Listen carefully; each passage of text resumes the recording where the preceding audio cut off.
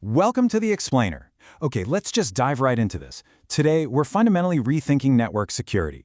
We're going to look at exactly how to transform your default, highly vulnerable network ports into secure, identity-driven boundaries. If you've ever wondered how to literally lock down a physical network while still keeping it flexible enough to, actually survive the real world, you are absolutely in the right place. So here's our roadmap to zero trust for this explainer. We'll start with the Layer 2 vulnerability, establish the 802.1x golden standard, and look at managing exceptions. Then we'll explore hybrid fallback logic, plan for network resilience, and finally, define our zero trust boundaries. Let's get started. Section 1. The Layer 2 Vulnerability, Unprotected Boundaries.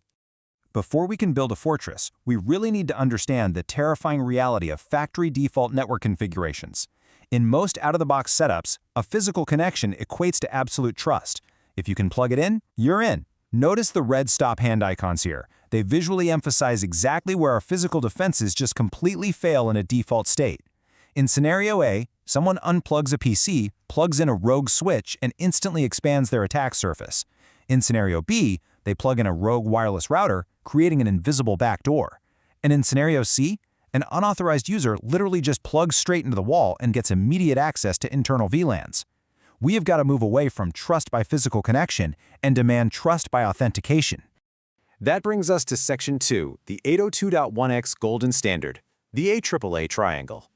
This is where we shift our entire mindset and introduce the ultimate gatekeeper for our network. The whole thing hinges on understanding this AAA triangle framework. Over on the left, we have the end user, or the supplicant, running 802.1x client software. On the right, the Radius authentication server, which actually holds the credentials. But right in the middle, that's our EX series switch. It acts as the authenticator. It's an active proxy that intercepts all unauthenticated traffic. It completely blocks the supplicant from the network until the Radius server explicitly says yes. The way these three actually talk to each other is through a very specific handshake. Step 1. The user sends an EAPOL or EPOL start request. Step 2. The Radius server issues a challenge. Step 3. The user responds securely.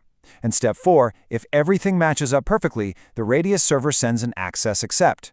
The real beauty of this? The switch simply passes these credentials securely without ever actually storing a password itself.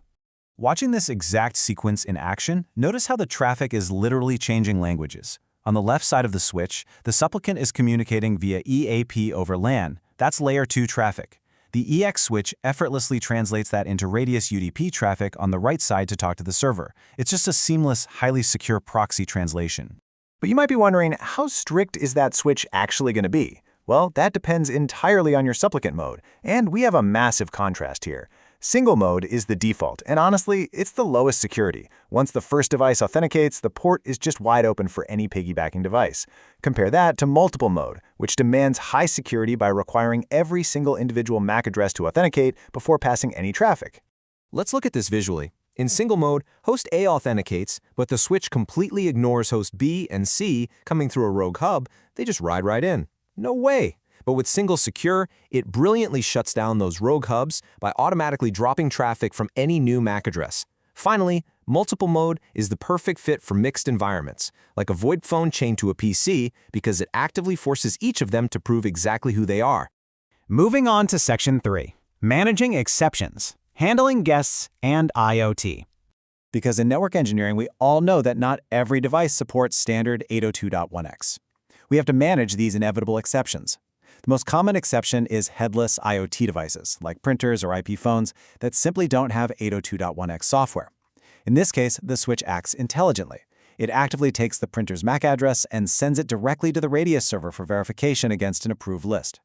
And here's a really great practical tip from the source material. If you know a port is strictly for a printer, use the MAC-radius restrict parameter.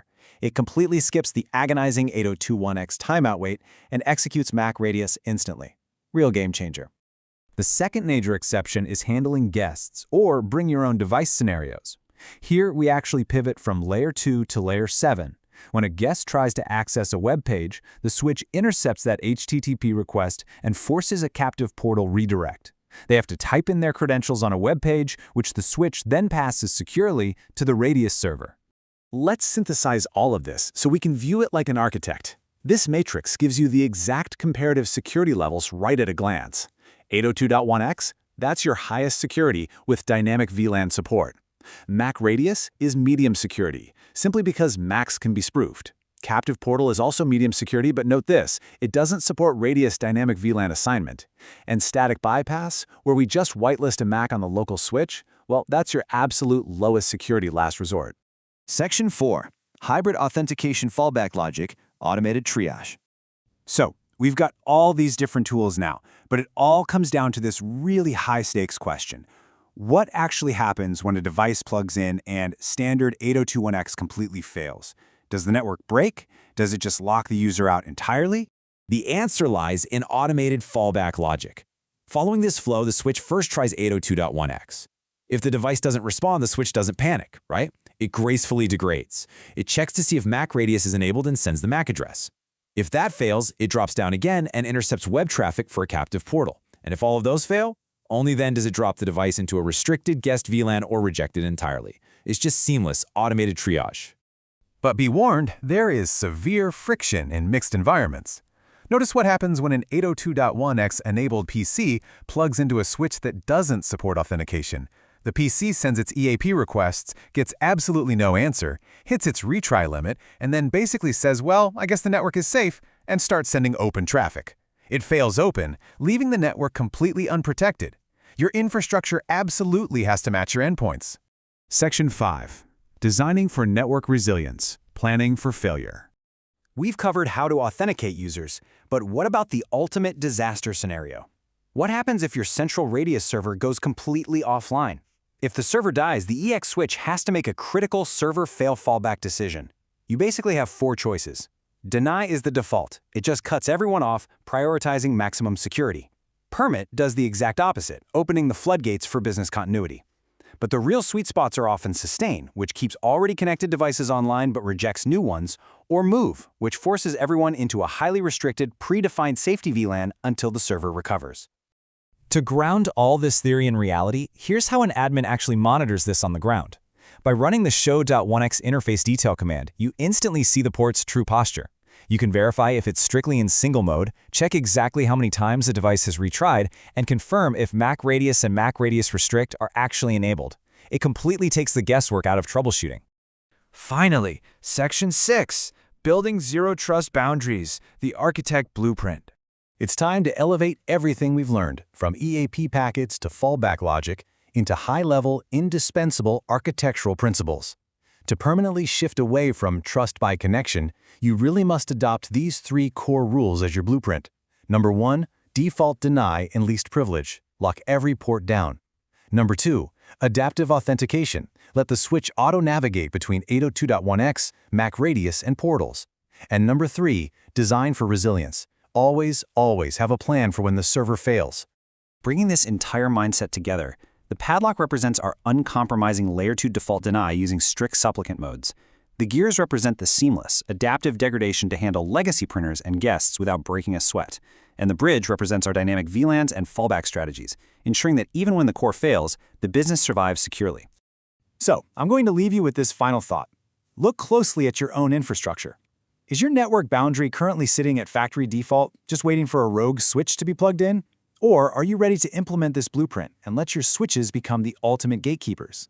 The tools are all there. It's time to build your zero trust boundary. Thanks for joining me on this explainer, and keep learning.